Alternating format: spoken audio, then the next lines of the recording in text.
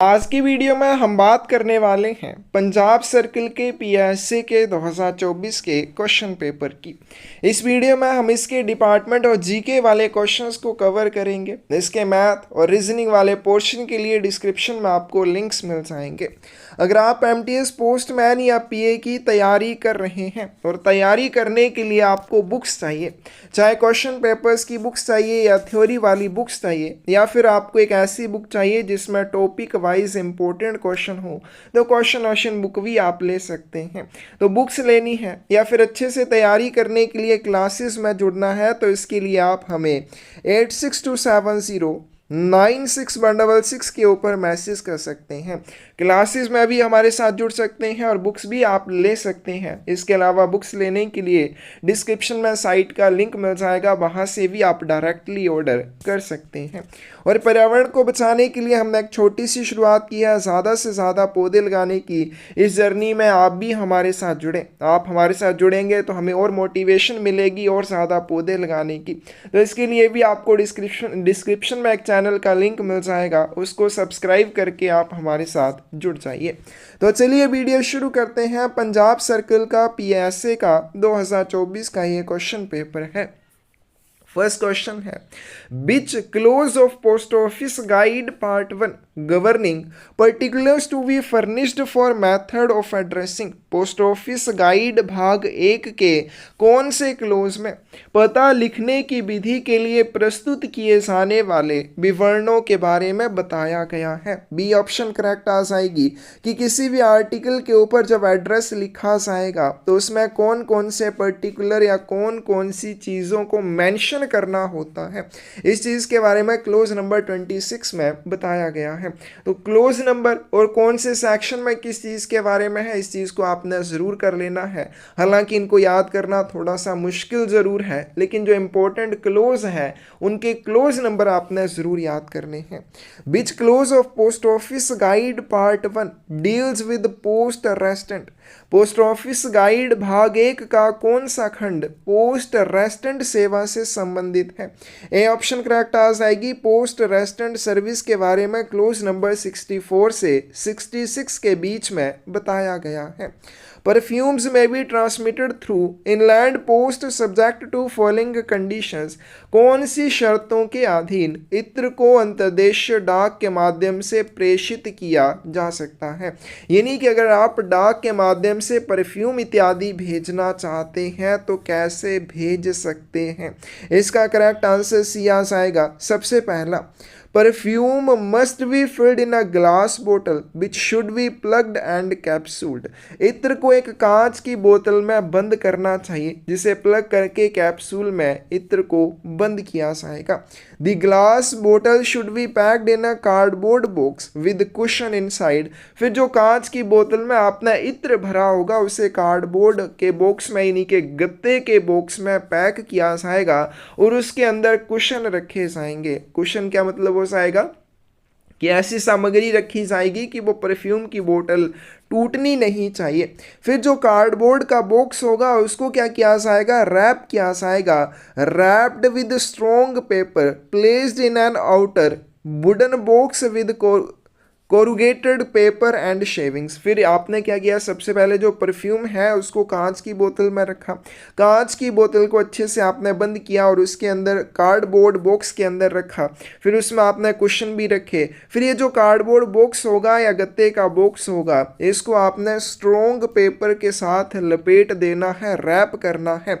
और फिर इसके बाहर आउटर वुडन बॉक्स रहेगा, इसके बाहर लकड़ी का एक और बॉक्स रहेगा और लकड़ी के बॉक्स और कार्डबोर्ड के बॉक्स के बीच में कोरुगेटेड पेपर या शेविंग्स होनी चाहिए, यानी कि नालीदार कागज और शीलन होनी चाहिए ताकि वो हिले डुले ना। अगर हिले डुले भी तो ज़्यादा इम्पैक्ट नहीं होना चाहिए। The outside of the wooden box should also be labeled in red letters perfumes keep away from fire। और लकड़ी के बॉक्स के बाहर भी लाल अक्षरों में क्या लिखा होना चाहिए, इत्र। उसके बाहर क्या लिखा होगा, perfumes keep away from fire, कि इसमें इत्र है, परफ्यूम है और इसे आग से दूर रखना है। तो इसका करेक्ट आंसर हमारे पास क्या आ जाएगा, थर्ड का सी आ जाएगा कि जब भी आपने परफ्यूम को डाक के माध्यम से भेजना है कैसे भेजना है। कौन सा सही है? The post office normally refund the value of unused items of postage stamps or stationery or exchange them. डाकघर सामान्यतः बिना प्रयोग की हुई डाक टिकटों या स्टेशनरी का मूल्य वापस कर देता है या उन्हें एक्सचेंज कर देता है। इसका करेक्ट आंसर डी आएगा। दोनों ही पॉइंट जो हमें दिए गए हैं गलत हैं। तो पहला पॉइंट तो हमने देख लिया जो कि गलत है। सेकंड पॉइंट क्या है?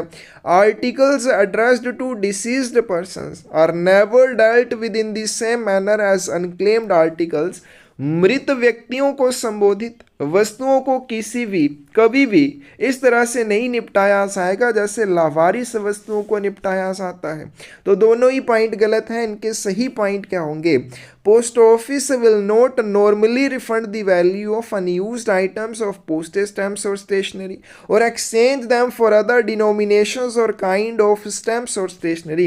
कि डाकघर आपको कभी भी ऐसी डाक टिकटों की ऐसी स्टेशनरी की वैल्यू रिफंड नहीं करेगा जो आपने यूज नहीं किया। कि आपने पोस्ट ऑफिस से 5 रुपए की एक डाक टिकट खरीदी और आप उसका यूज नहीं कर पाए और 5 रुपए की डाक टिकट पोस्ट ऑफिस में देकर अपने 5 रुपए वापस लेना चाहेंगे तो नॉर्मली पोस्ट ऑफिस ऐसा नहीं करता है। और ना ही ये हो सकता है कि 5 रुपए की डाक टिकट है आप उसको 5 रुपए के एनवलप के साथ एक्सचेंज करवा लो। ना तो अनयूज्ड पोस्टेज स्टैम्प्स के लिए या स्टेशनरी के लिए रिफंड मिलेगा और ना ही उन्हें किसी अन्य डिनोमिनेशन या डाक टिकटों के लिए एक्सचेंज किया जाता है। और जो आर्टिकल मृत व्यक्तियों को संबोधित किए जाते हैं उन्हें कैसे निपटाया जाता है? अनक्लेम्ड आर्टिकल्स की तरह, लावारिस डाक वस्तुओं की तरह निपटाया जाता है। सी ऑप्शन करेक्ट आ जाएगी। What is the cost of electronic money order form?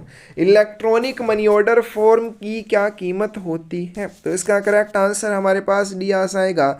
Electronic money order form free of cost होता है, इसके कोई भी चार्जेस नहीं होते हैं। पहले जो आपके सिंपल मनी ऑर्डर होते थे उनके फॉर्म का प्राइस होता था 25 पैसे, लेकिन अब जो है इलेक्ट्रॉनिक मनी ऑर्डर है और इनके फॉर्म के कोई भी चार्जेस नहीं है। Post office guide part 1 deals with, डाकघर गाइड भाग 1 किससे संबंधित है? करेक्ट आंसर क्या आ जाएगा? डी आ जाएगा। इनमें से कोई भी नहीं। क्यों? क्योंकि ये किससे संबंधित है? Rules and regulations relating to inland post, अंतर्देशीय डाक से संबंधित नियम और विनियम। Which of the following is correct? इनमें से कौन सा सही है? ए ऑप्शन करेक्ट आएगी। The addressee of an article is not bound to pay the amount due on it to the post office if he does not want to take delivery of it. यदि किसी लेख का प्राप्तकर्ता उसकी delivery नहीं लेना चाहता है तो वह उस वस्तु पर देय राशि डाकघर को भुगतान करने के लिए बाध्य नहीं होता है। कि मान लीजिए आपके लिए एक डाक वस्तु आती है और उस डाक वस्तु के ऊपर अभी कुछ चार्जेस पोस्ट ऑफिस के द्वारा रिकवर किए जाने हैं। अगर आप उस डाक वस्तु का वितरण नहीं लेना चाहते हैं तो उस डाक वस्तु के ऊपर जो ड्यू चार्जेस हैं वो आपको देने की ज़रूरत नहीं होगी। लेकिन अगर आप उस डाक वस्तु का वितरण लेते हैं तो आपको वो डाक चार्जेस, ड्यू चार्जेस देने ही पड़ेंगे। Which of the following is correct? इनमें से कौन सा सही है? तो इसकी डी ऑप्शन करेक्ट आ जाएगी। दोनों ही सही है। If the head of a circle is satisfied that any article has been maliciously sent for the purpose of annoying the person to whom it is addressed, he may remit the amount of postage charged upon it. यदि किसी circle का प्रमुख इस बात से संतुष्ट हो जाता है कि कोई लेख उस व्यक्ति को परेशान करने के उद्देश्य से दुर्भावनापूर्ण तरीके से भेजा गया है जिसके लिए वह संबोधित है तो वह उस पर लगाए गए डाक शुल्क को माफ कर सकता है। ये मान लीजिए आपने एक आर्टिकल किसी के लिए भेजा है और जानबूझकर उसको परेशान करने के लिए वो आर्टिकल ड्यू आर्टिकल के रूप में भेजा, यानी कि उसके ऊपर कुछ चार्जेस अभी रिकवर किए जाने हैं। इस तरह का कोई आर्टिकल आप किसी व्यक्ति को भेजते हैं और सर्किल प्रमुख यानी कि हेड ऑफ सर्किल या सीपीएमजी इस बात से संतुष्ट हो जाता है कि वास्तव में वो आर्टिकल आपने दुर्भावनापूर्ण तरीके से किसी को परेशान करने के लिए ड्यू आर्टिकल के रूप में भेजा है तो जो ड्यू चार्जेस होंगे वो हेड ऑफ सर्किल के द्वारा माफ किए जा सकते हैं। Superintendent of post offices and first class post masters में remit the amount of postage in such cases if it does not exceed ₹10। और अगर ये राशि 10 रुपये से ज़्यादा नहीं है, यानी कि किसी आर्टिकल के ऊपर रिकवर किए जाने वाले ड्यू चार्जेस 10 रुपये से ज़्यादा नहीं है और हेड ऑफ डिवीज़न यानी कि सुपरिटेंडेंट या first class post master satisfy होता है कि ये जो आर्टिकल है किसी को परेशान करने के उद्देश्य से दुर्भावनापूर्ण तरीके से भेजा गया है, तो ये 10 रुपये तक से ज़्यादा के ड्यू चार्जेस नहीं है, तो वहाँ पे सुपरिटेंडेंट या फर्स्ट क्लास पोस्ट मास्टर भी इस राशि को रिमिट कर सकते हैं। दोनों ही पॉइंट करेक्ट है, डी ऑप्शन सही आ जाएगी। Section 1 clause number 76 of Post Office Guide Part 1 deals with डाकघर गाइड भाग 1 के खंड 1 का क्लोज 76 किस चीज से संबंधित है? डी ऑप्शन करेक्ट आ जाएगी। ऑब्लिगेशन ऑफ सेंडर टू पे पोस्टल चार्जेस, डाक शुल्क का भुगतान करने में प्रेषक का क्या दायित्व होता है। Section number 2 close number 100 of post office guide part 1 deals with डाकघर गाइड भाग 1 के खंड 2 का क्लोज 100 किससे संबंधित है? बी ऑप्शन करेक्ट आ जाएगी। Limits of weight and size, लेकिन किसके वजन और आकार की सीमाएं? लेटर्स के या पत्रों के लिए जो वेट और साइज लिमिट्स है उसके बारे में क्लोज नंबर 100 में बताया गया है। Section number 5 of post office guide part 2 deals with डाकघर गाइड भाग 2 का खंड 5 किससे संबंधित है? बी ऑप्शन करेक्ट आ जाएगी। पार्सल पोस्ट से संबंधित है। Who can issue the order for suspension of the issue of money order in respect of any particular post office or group of post offices। किसी विशेष डाकघर या डाकघरों के समूह के संबंध में मनी ऑर्डर जारी करने के निलंबन का आदेश कौन जारी कर सकता है?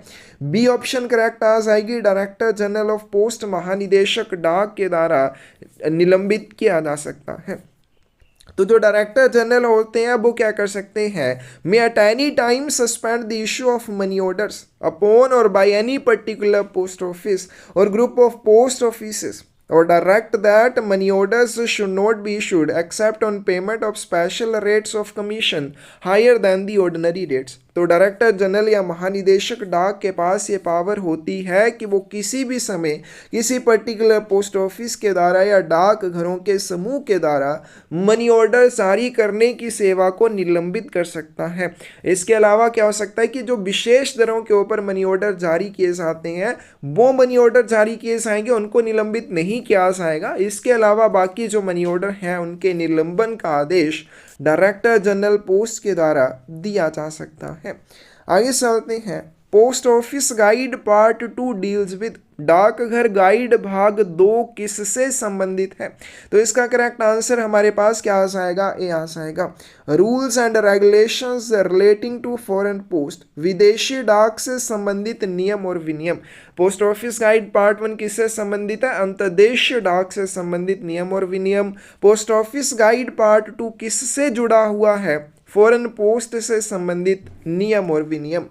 What is the disposal of the foreign parcel in case of parcel treated abandoned at office of delivery at a foreign country? यदि विदेशी देश के वितरण कार्यालय में किसी पार्सल को abandoned या त्यागा हुआ मानना चाहे तो उसका निपटान कैसे किया जाएगा? करेक्ट आंसर सी आ जाएगा। या तो उसे ऑक्शन के माध्यम से नीलामी द्वारा बेच दिया जाएगा या नष्ट कर दिया जाएगा। तो जब भी कोई फॉरेन पार्सल भेजा जाता है तो एक डिस्पैच नोट साथ में भेजा जाता है और प्रेषक को उस डिस्पैच नोट के ऊपर क्या करना होता है? ये निर्देश देने होते हैं कि अगर ये पार्सल किसी वजह से वितरित ना हो पाए तो इस पार्सल का क्या करना है। तो एक ऑप्शन उसके पास ये होती है अबंडेंट वाली कि इस पार्सल को त्यागा हुआ मानना चाहे, आप जैसे चाहे इसका निपटान कर सकते हैं। तो इस तरह के पार्सल का निपटान या तो नीलामी के माध्यम से किया जाएगा या फिर उसको नष्ट करके किया जाएगा।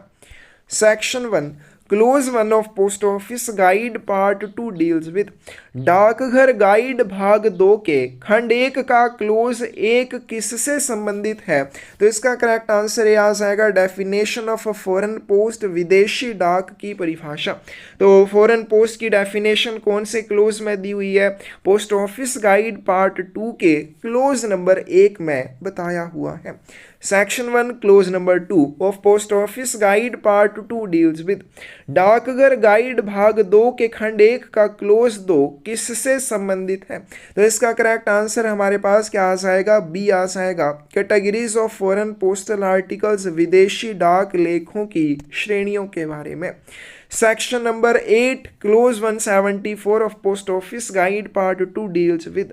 डाकघर गाइड भाग 2 के खंड 8 का क्लोज नंबर 174 किससे संबंधित है? तो सी ऑप्शन करेक्ट आ जाएगी foreign VP letters, VP and COD parcels के बारे में। तो देखिए यहाँ पे रूल्स के बारे में और सेक्शंस के बारे में क्वेश्चन है, तो आपको ये करने ही पड़ेंगे। नेक्स्ट आते हैं CAP इंडिकेट्स। अब ये देखिए आपके पास वॉल्यूम 5 का क्वेश्चन है कि CAP किस चीज़ को दर्शाता है? तो इसका करेक्ट आंसर भी आ जाएगा कंटेनिंग एयर पार्सल। तो इस इंडिकेशन का, इस निर्देश का यूज कब किया जाता है?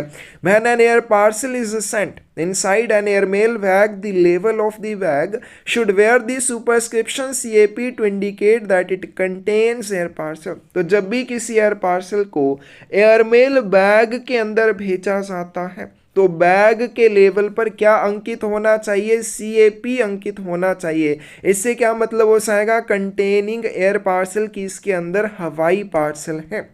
द फ्रेज पोर्ट पेई मीन्स, पोर्ट पेई वाक्यांश का क्या अर्थ है?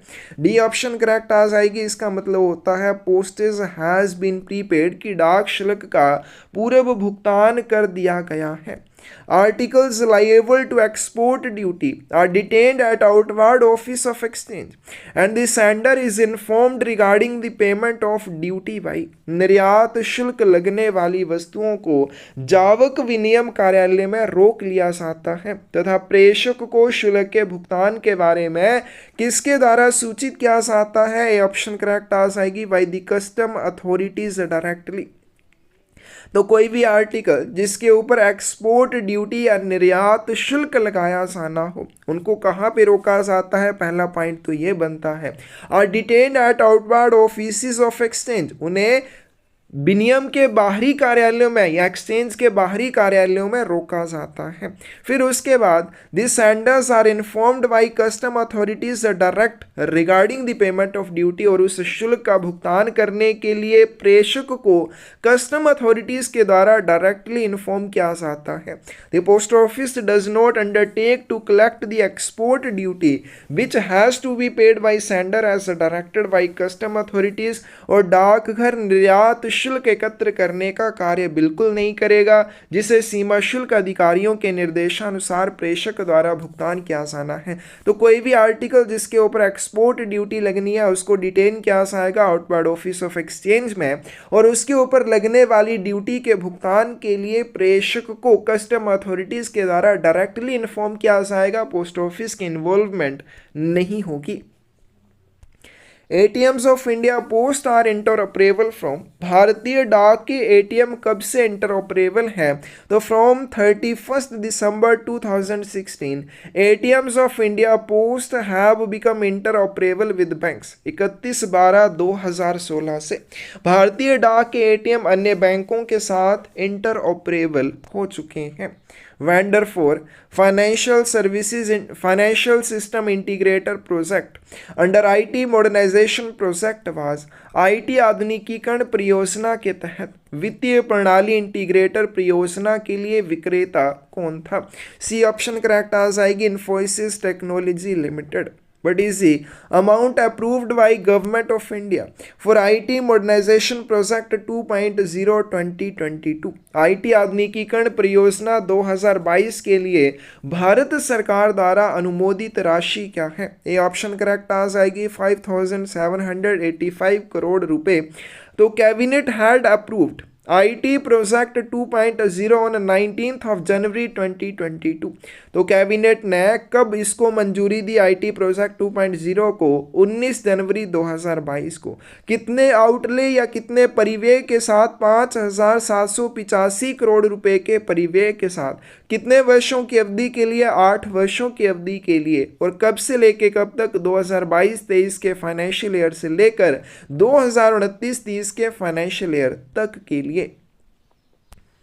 Who is the chairperson of Banking Technology Committee Track PO2 of Project Management Committee under IT Modernization Project 2.0? IT आधुनिकीकरण परियोजना 2.0 के अंतर्गत परियोजना प्रबंधन समिति की बैंकिंग प्रौद्योगिकी समिति ट्रैक PO2 के अध्यक्ष कौन है? इसका करेक्ट आंसर सी आ जाएगा DDG financial services, deputy director general financial services. Who is the chairperson of Insurance Technology Committee Track PO3 of Project Management Committee under IT Modernization Project 2.0? IT आधुनिकीकरण परियोजना 2.0 के अंतर्गत परियोजना प्रबंधन समिति की बीमा प्रौद्योगिकी समिति ट्रैक PO3 के अध्यक्ष कौन है? बी ऑप्शन करेक्ट आ जाएगी, chief general manager postal life insurance है। Who is the chairperson of parcel and mail management technology committee track PO4 of project management committee under IT modernisation project 2.0? IT आधुनिकीकरण परियोजना 2.0 के अंतर्गत परियोजना प्रबंधन समिति के पार्सल और मेल प्रबंधन प्रौद्योगिकी समिति ट्रैक PO4 के अध्यक्ष कौन है? तो इसका करेक्ट आंसर ए आ जाएगा, chief general manager parcel. Banking solution under IT modernisation project 2.0 includes IT आधुनिकीकरण परियोजना 2.0 के अंतर्गत बैंकिंग समाधान में क्या शामिल है? तो डी ऑप्शन करेक्ट आ जाएगी। इसमें पोस्ट ऑफिस, सेविंग बैंक और अदर फाइनेंशियल सर्विसेज भी आती हैं। Enterprise fraud risk management system, rural hardware device specifications भी आती हैं। डी ऑप्शन करेक्ट आएगी। Solution architecture under IT modernisation project 2.0 includes IT आधुनिकीकरण परियोजना 2.0 के अंतर्गत समाधान वास्तुकला में क्या शामिल है? तो इसका करेक्ट आंसर भी डी आ जाएगा। इसमें banking solution, insurance system management और वन पोस्टल इंटरफेस, ये सारी चीज़ें शामिल हैं। What is the role of project steering committee under IT modernization project 2.0?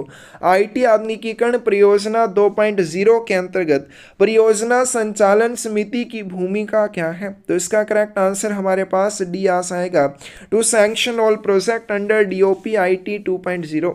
DOP IT 2.0 के अंतर्गत सभी परियोजनाओं को मंजूरी देना। ठीक है, तो जो प्रोजेक्ट स्टीयरिंग कमेटी है उसका क्या उद्देश्य है? तो DOP IT 2.0 के तहत जितने भी प्रोजेक्ट हैं उनको सैंक्शन करना, revise the estimates under the overall outlay approved by PIV, IPPV द्वारा अनुमोदित, सॉरी यहाँ पे PIV आएगा, द्वारा अनुमोदित समग्र परिव्यय के अंतर अनुमानों को संशोधित करना, कि जो भी टोटल परिव्यय है, आउटले है, उसी के भीतर सभी चीज़ों को सैंक्शन करना है, अप्रूव करना है। तो उस चीज़ के लिए क्या करना, जो भी एस्टिमेट लगाए गए हैं उनको रिवाइज करना। Monitor and review the implementation of project, परियोजना के कार्यान्वयन की निगरानी और समीक्षा करना, ये सारी चीज़ें प्रोजेक्ट स्टीयरिंग कमेटी के रोल के रूप में है। What is the period for which IT Project 2.0 of India Post has been approved? भारतीय डाक की IT परियोजना 2.0 को कितने समय के लिए मंजूरी दी गई है? 2022-23 से लेकर 2029-30 तक के लिए 8 वर्षों की अवधि के लिए इसको मंजूरी दी गई है। What is the rate of printed post card containing printed communication? फिलहाल तो ये डिसकंटिन्यू है, अभी इसको आपने फिर भी याद कर लेना है। मुद्रित पोस्ट कार्ड की दर क्या है, यानी कि मुद्रित पोस्ट कार्ड के चार्जेस क्या है? 6 रुपये लगते हैं। What is the minimum time limit for premature closure of 1 year TD account? अगर आपने 1 वर्षीय TD खाते को समय से पहले बंद करना है तो समय से पहले बंद करने की न्यूनतम समय सीमा क्या है? बी ऑप्शन करेक्ट आ जाएगी, 6 महीने। तो कोई भी आप TD का अकाउंट पोस्ट ऑफिस में अगर खोलेंगे, 1 वर्ष का अगर अकाउंट ओपन करते हैं तो उसे कब बंद किया जा सकता है? खाता खुलने के 6 महीने के बाद समय से पहले बंद किया जा सकता है। What is the minimum time limit for premature closure of NSC? NSC या नेशनल सेविंग सर्टिफिकेट को समय से पहले बंद करने की न्यूनतम समय सीमा क्या है?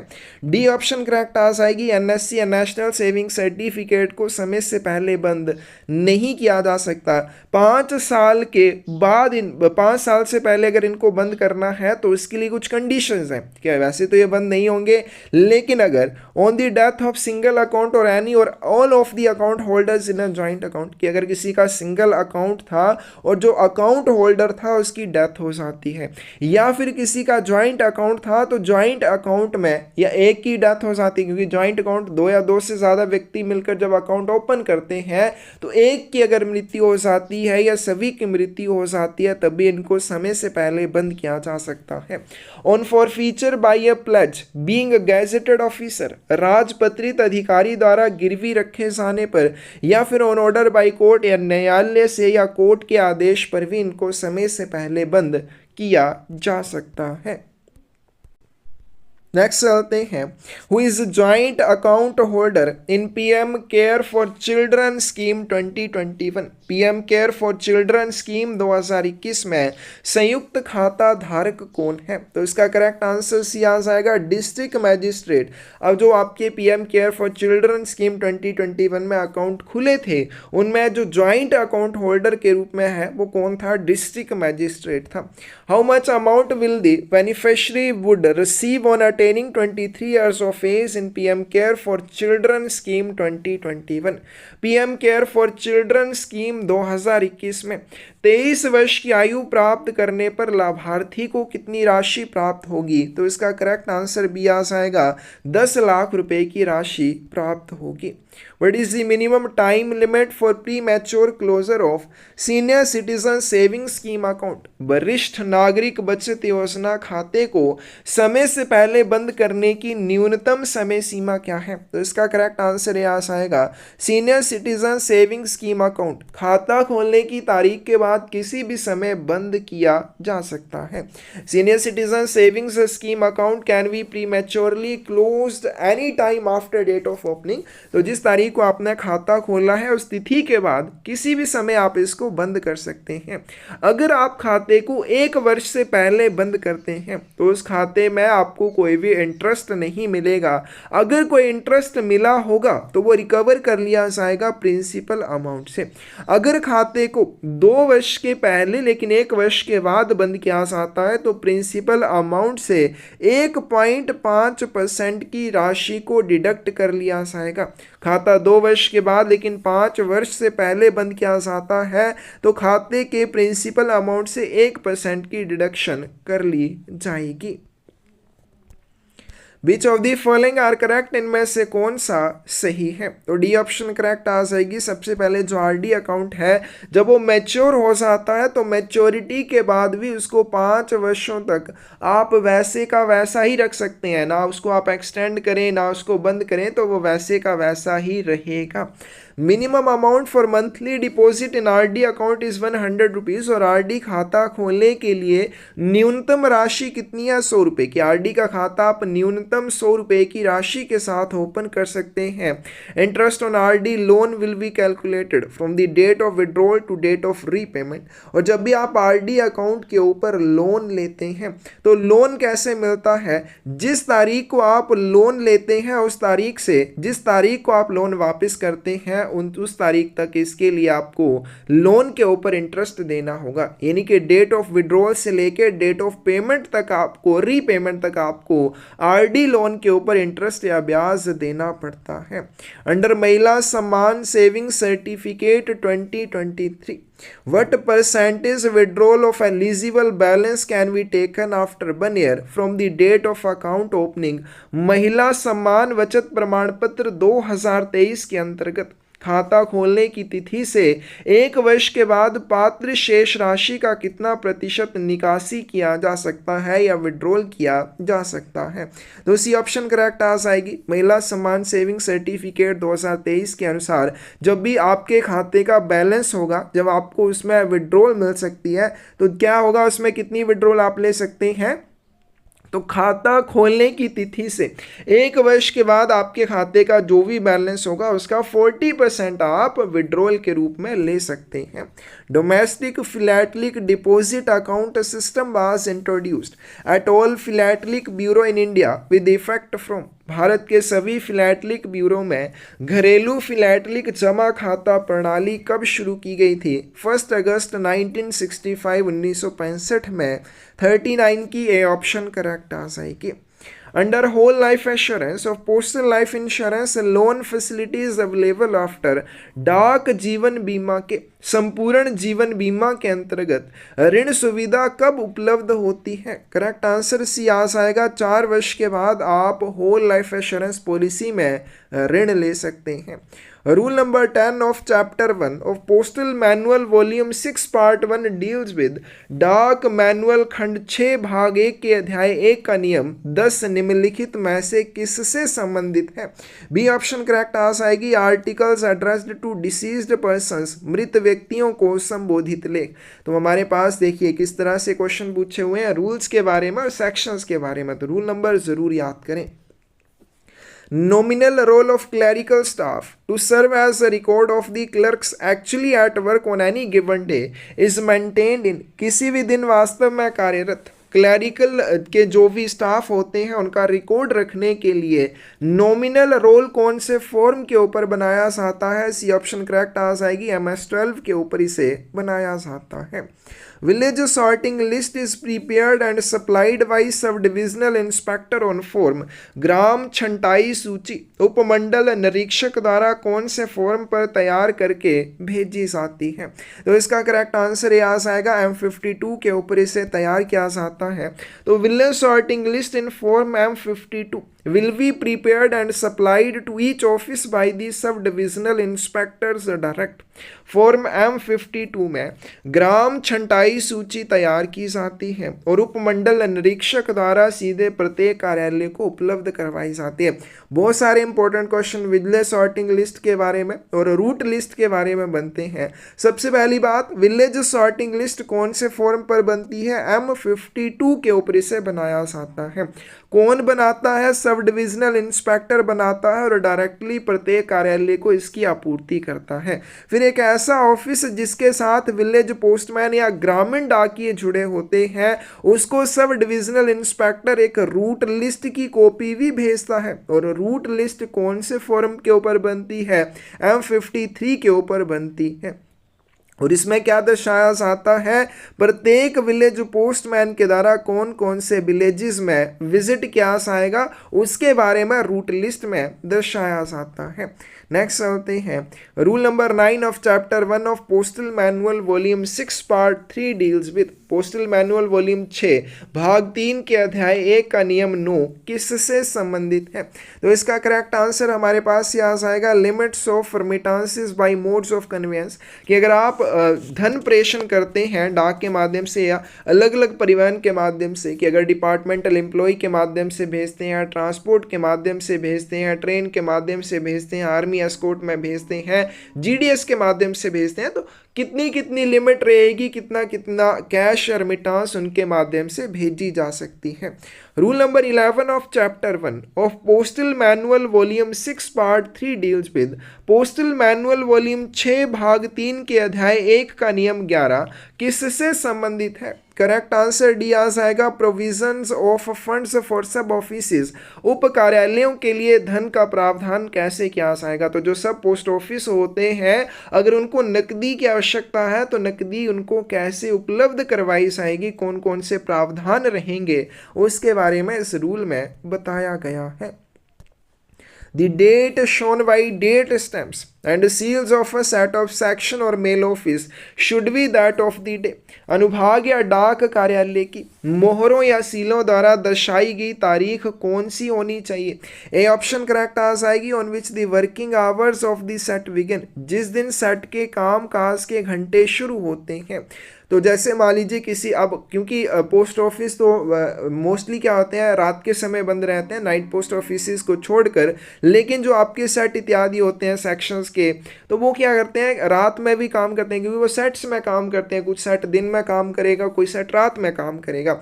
अब हम कैसे डिसाइड करेंगे कि किसी भी अनुभाग के सेट की मोहरों और सीलों की तारीख कौन सी होगी? क्योंकि एक सेट है वो रात में काम कर रहा है, ठीक है, वो सुबह भी काम कर रहा है। अब वो क्या हो गया, 12 बजे के बाद तो नई तारीख आ जाएगी, उससे पहले कुछ और तारीख होगी। कि मान लीजिए 12 बजे से पहले 10 तारीख है, तो 12 बजे, रात के 12 बजे के बाद क्या हो जाएगी, 11 तारीख शुरू हो जाएगी। अब जो ये सेट काम कर रहा है रात के, मान लो 10 बजे से लेके सुबह के 5 बजे तक काम कर रहा है, अब इसमें कौन सी तारीख वाली मोहरें और सीलें होंगी? तो जो जिस दिन सेट के कामकाज के घंटे शुरू होते हैं, यानी कि वो 10 तारीख को कामकाज के घंटे शुरू होते हैं, तो उसकी मोहरों और सीलों द्वारा दर्शाई गई तारीख भी 10 तारीख होनी चाहिए, भले ही वो 11 तारीख को भी काम कर रहा है। Without the authority of the director general or the head of circle a mail office में महानिदेशक या सर्किल प्रमुख के प्राधिकार के बिना डाक कार्यालय क्या कर सकता है? तो कुछ भी नहीं करेगा, डी ऑप्शन करेक्ट आ जाएगी। ना तो वो किसी आर्टिकल की रिडायरेक्शन करेंगे, ना किसी आर्टिकल को इंटरसेप्ट करेंगे, और ना ही किसी प्राप्तकर्ता को आर्टिकल की डिलीवरी करेंगे। अब क्योंकि पोस्ट ऑफिस में तो ये सारी चीज़ें आप बिना किसी से पूछे कर सकते हैं, लेकिन मेल ऑफिस के मामले में अगर आर्टिकल को रिडायरेक्ट करना है, इंटरसेप्ट करना है, प्राप्तकर्ता को वितरित करना है, तो इसके लिए किसकी अथॉरिटी की या प्राधिकार की आवश्यकता होगी? इसके लिए हेड ऑफ सर्कल की अथॉरिटी की या डायरेक्टर जनरल की प्राधिकार की आवश्यकता होगी। Which of the following are correct, इनमें से कौन सा सही है? सी ऑप्शन करेक्ट आ जाएगी। Every sorting assistant should be conversant with the pin code of all pin sorting districts in India. प्रत्येक छंटाई सहायक को भारत के सभी पिन सॉर्टिंग जिलों के पिन कोड से परिचित होना चाहिए। Should be able to readily repeat or write down from memory the pin code of sorting districts. Sorting जिलों के पिन कोड को आसानी से दोहराने और याद से लिखने में वो सक्षम होना चाहिए। दोनों ही पॉइंट सही है, क्योंकि सॉर्टिंग असिस्टेंट है वो छंटाई का काम तभी आसानी से कर पाएगा अगर उसको क्या है, पिन कोड इत्यादि याद होंगे। और लास्ट क्वेश्चन आज की वीडियो का, under foreign post manual following are punishable offences under the law. विदेशी डाक नियमावली के अंतर्गत निम्नलिखित अपराध दंडनीय है। तो इसका करेक्ट आंसर सी आ जाएगा। Counter fitting of postage stamps, अगर डाक टिकटों की कोई जालसाजी करता है। Fraudulent use of genuine postal identity card, वास्तविक डाक पहचान पत्र का धोखाधड़ी से उपयोग करता है, तो ये ऐसे अपराध हैं जिनके लिए दंड मिल सकता है, सजा मिल सकती है। नेक्स्ट चलते हैं। Siachen glacier is located near to which of the following valley. Siachen glacier निम्नलिखित में से किस घाटी के पास स्थित है? बी ऑप्शन करेक्ट आ जाएगी, नुब्रा वैली के पास स्थित है। Where is the national institute of nutrition located. राष्ट्रीय पोषण संस्थान कहाँ पर स्थित है? ए ऑप्शन करेक्ट आ जाएगी, हैदराबाद में स्थित है। All union territories are under the president of India. This comes under which of the following powers of president। सभी केंद्र शासित प्रदेश भारत के राष्ट्रपति के अधीन है, और ये राष्ट्रपति की किस शक्ति के अंतर्गत आता है? तो इसका करेक्ट आंसर ये आ जाएगा, एग्जीक्यूटिव एंड एडमिनिस्ट्रेटिव पावर्स के अंडर आता है। Which article of Indian Constitution declares Hindi in Devanagari script as official language of the Union of India। भारतीय संविधान का कौन सा अनुच्छेद देवनागरी लिपि में भारत को भारत संघ की आधिकारिक भाषा घोषित करता है? ए ऑप्शन करेक्ट आ जाएगी, article 343। The new parliament building in India inaugurated on. Bharat में नए संसद भवन का उद्घाटन कब हुआ था? करेक्ट आंसर डी आ जाएगा, 28 मई 2023 को। Country one the ICC men's 2023 cricket world cup. ICC पुरुष 2023 क्रिकेट विश्व कप किसने जीता था? बी ऑप्शन करेक्ट आ जाएगी, ऑस्ट्रेलिया ने। During which among the following events Shri Bal Gangadhar Tilak was given the epithet of Lokmanya. किस घटना के दौरान बाल गंगाधर तिलक को लोकमान्य की उपाधि दी गई थी? तो इसका करेक्ट आंसर 57 का सी आ जाएगा, होम रूल मूवमेंट के दौरान दी गई थी। The cabinet mission of 1946 was led by. 1946 के कैबिनेट मिशन का नेतृत्व किसके द्वारा किया गया था? डी ऑप्शन करेक्ट आ जाएगी, सर पैथिक लॉरेंस के द्वारा किया गया था। Fairness of process is classified as, प्रक्रिया की निष्पक्षता को किस प्रकार वर्गीकृत किया जाता है। बी ऑप्शन करेक्ट आ जाएगी, प्रोसीजरल जस्टिस के रूप में वर्गीकृत किया जाता है। और लास्ट क्वेश्चन है आज की वीडियो का, what is essential at work, because you must be able to work with others especially if you don't always agree with them. कार्यस्थल पर क्या होना आवश्यक है, क्योंकि आपको दूसरों के साथ मिलकर काम करने में सक्षम होना चाहिए, विशेषकर तब जब आप हमेशा उनसे सहमत ना हो। बी ऑप्शन करेक्ट आ जाएगी, कॉरपोरेशन या सहयोग होना जरूरी है। तो ये था पंजाब सर्कल का पीएसए का 2024 का क्वेश्चन पेपर। किसी भी क्वेश्चन में डाउट हो या गलती नजर आए कमेंट सेक्शन में जरूर बताएं। क्वेश्चन पेपर्स की बुक्स चाहिए तो बुक्स भी आपको मिल जाएंगे। इसके लिए आप हमें 8627096166 के ऊपर मैसेज कर सकते हैं। थ्योरी वाली बुक्स भी मिल जाएंगी और इंपॉर्टेंट क्वेश्चंस वाली बुक चाहिए तो वो भी मिल जाएगी। अच्छे से प्रैक्टिस करने के लिए आप ये बुक ले सकते हैं। और पर्यावरण को बचाने के लिए हमने एक छोटी सी शुरुआत की है पौधे लगाने की। इस जर्नी का आप भी हिस्सा बने। डिस्क्रिप्शन में चैनल का लिंक मिल जाएगा, उस चैनल को सब्सक्राइब करके आप हमारे साथ जुड़ जाइए। आपके जुड़ने से हमें और मोटिवेशन मिलेगी और ज़्यादा पौधे लगाने की। धन्यवाद।